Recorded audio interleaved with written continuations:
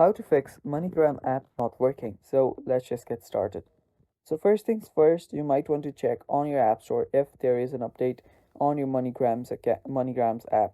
So to do that, go to your app store and just search for MoneyGram and then tap on update if you have any update available.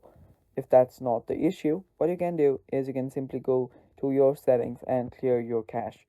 Now to do that, go to your settings, go to your general, and after you're on your general, go to iPhone storage, and right here just find your MoneyGram, and after you find it, just tap on offload app. After you offload the app, you can simply reinstall it and you're good to go. So after doing so, your MoneyGram app, it still does not work. What you can do is you can simply delete the app from right here. You can just delete the app and then reinstall it back from your app store. So it's really that simple, guys. That is how you can fix your MoneyGram app not working, and that is all for this video too. Thanks for watching. Stay tuned for more, and bye bye. Take care.